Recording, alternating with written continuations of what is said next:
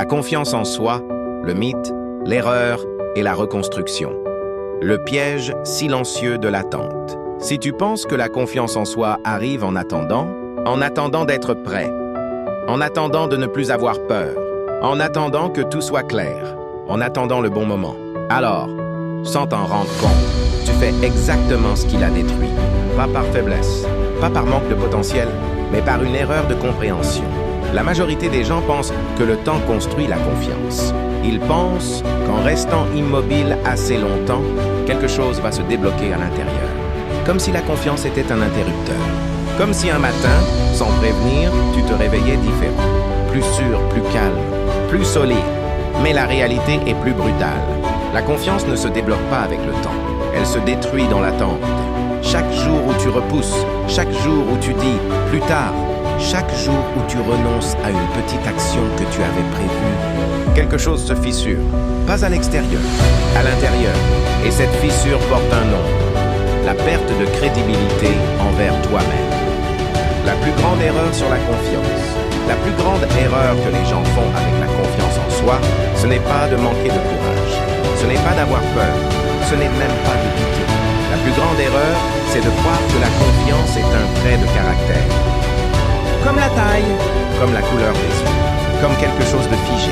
Certains seraient nés confiants, d'autres seraient condamnés à douter toute leur vie. Soit tu l'as, soit tu ne l'as pas. Cette croyance est confortable. Parce que si c'est inné, alors ce n'est pas ta responsabilité.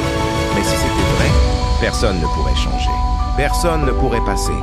De timide à leader, de paralysé par la peur à sûr de lui, de silencieux à affirmé, de discret à influent. Et pourtant, les gens changent, tous les jours, pas par magie, pas par chance, mais par un mécanisme précis. Donc le problème n'est pas toi. Le problème, c'est la définition que tu utilises. Ce que la confiance n'est pas une émotion, un état d'esprit mystique, une motivation soudaine, une absence de peur. Si tu attends de ne plus avoir peur pour agir, tu n'agiras jamais. Parce que la peur ne disparaît pas. Elle change seulement de forme. La confiance n'est pas non plus un sentiment qui tombe du ciel. Personne ne se réveille un matin en se disant « Aujourd'hui, j'ai confiance en moi ». Et surtout, la confiance ne vient pas avant l'action. Elle vient après. La vérité fondamentale, la confiance est une conséquence. La confiance en soi est une conséquence. Une conséquence directe. Pas de pensée, pas d'affirmation, pas de visualisation. Une conséquence d'un fait observable. Ton cerveau observe une seule chose. Est-ce que tu fais ce que tu dis que tu vas faire? Rien de plus, rien de moins. Ton cerveau ne négocie pas, il ne débat pas, il ne se laisse pas convaincre par tes discours internes. Il observe, il enregistre, il conclut. Le rôle du cerveau, le juge silencieux. Ton cerveau fonctionne comme un juge. Il ne t'écoute pas, il t'observe. Tu peux lui dire 1000 fois que tu vas changer, que cette fois c'est différent, que tu es motivé, mais il ne te croit pas sur parole. Il regarde tes actes. Et chaque fois que tu fais une promesse non tenue, il note. Pas avec des mots, mais avec des preuves. Mon histoire, exemple narratif, avant je doutais énormément de moi. Pas parce que j'étais incapable, pas parce que j'étais moins intelligent, pas parce que j'avais moins de potentiel, mais parce que je me promettais constamment des choses que je ne faisais jamais. Demain, je m'y mets. Cette semaine, je commence.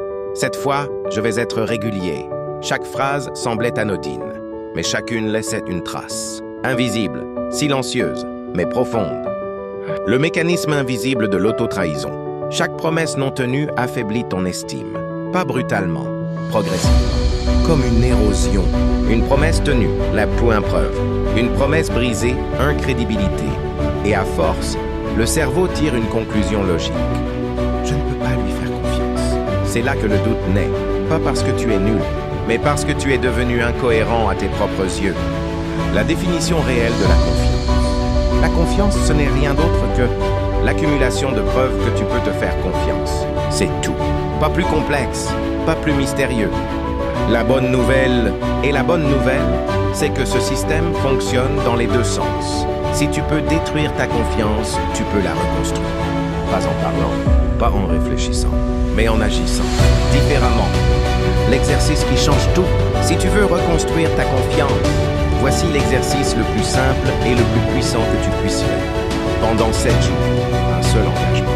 Chaque jour, tu choisis une promesse ultra simple. Quelque chose de presque ridicule. Quelque chose d'impossible à rater. Pas impressionnant, fiable. Exemple. Parler 30 secondes. Face caméra, lire 2 pages. Faire ton lit, marcher 5 minutes. Écrire une seule phrase. La règle d'or. Une seule règle. Tu dois le faire tous les jours. Pas quand tu es motivé. Pas quand tu en as. Tous les jours. Parce que tu n'essayes pas de devenir exceptionnel. Tu essaies de devenir cohérent. Ce qui se passe réellement, chaque jour où tu respectes cette promesse, ton cerveau note. Il a dit qu'il le ferait, et il l'a fait. Jour après jour. Quelque chose change. Tu te tiens différemment. Tu parles différemment. Tu hésites moins. Pas parce que tu es devenu meilleur, mais parce que tu es devenu fiable. Tu n'as pas besoin d'être prêt. Tu n'as pas besoin d'être motivé. Tu n'as pas besoin d'avoir confiance. Tu as besoin d'une seule chose. Être fiable envers toi-même. La confiance ne vient pas avant l'action. Elle vient après. Alors commence petit. Mais commence aujourd'hui. Parce que chaque promesse tenue est un vote silencieux pour la personne que tu veux devenir. Si cette vidéo t'a plu, laisse-moi un pouce bleu et abonne-toi